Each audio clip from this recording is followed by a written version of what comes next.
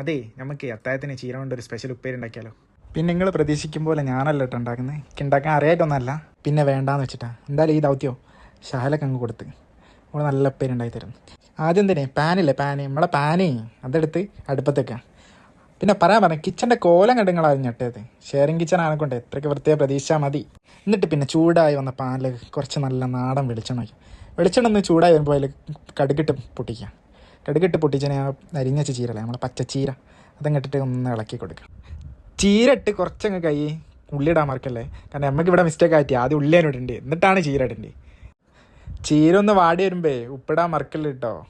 ഞങ്ങൾ ഉപ്പിടുന്നത് കണ്ടിട്ട് നിങ്ങൾ ആരും ട്രൈ ചെയ്യാൻ നിൽക്കരുത്. നമുക്ക് പിന്നെ കയ്യും കണക്കൊന്നുമില്ല. ഉപ്പിട്ടിട്ട് നല്ലോണം ഒന്ന് ഇളക്കി കൊടുക്കാം. അടുത്തത് കോഴിമുട്ട നിങ്ങൾക്ക് ഇഷ്ടമുള്ളത്ര എടുത്തോളേ. 1, 2, 3, 4 ലിമിറ്റ് വെക്കുന്നത് നല്ലതല്ലേ. നമ്മളിവിടെ 1 എടുത്തത്. നമുക്കിവിടെ നാടൻ മുട്ട കിട്ടാത്തതിനെ കൊണ്ടല്ല, വാങ്ങാത്തതിനെ കൊണ്ട് മുട്ട വെച്ച് അഡ്ജസ്റ്റ് ചെയ്ത്. നിങ്ങൾക്ക് വേണമെങ്കിൽ നല്ല നാടൻ മുട്ടയോ അല്ലെങ്കിൽ താറാവിൻ്റെ മുട്ടയോ കാടമുട്ട, അതൊക്കെ നിങ്ങളിഷ്ടം. എന്നിട്ട് അത് പൊട്ടിച്ച് ഒഴിക്കുക. നല്ലോണം മിക്സ് ചെയ്യാൻ മറക്കരുതേ. നല്ലോണം ഇളക്കിക്കോളി. പിന്നെ ഇളക്കി കഴിഞ്ഞാൽ അത്യാവശ്യം നല്ലോണം വെന്ത് കഴിഞ്ഞാൽ പിന്നെ നല്ല പാത്രത്തിലേക്ക് മാറ്റാം. കറിവേപ്പില എല്ലായിട്ടൊന്നല്ല കേട്ടോ, മറന്നുപോയി. ലാസ്റ്റാണ് ഓർമ്മ വന്നത്, പിന്നെ അതിലേക്ക് കിട്ടിയില്ല. സംഭവം എന്തായാലും നല്ല ടേസ്റ്റ് ഉണ്ടായിരുന്നു.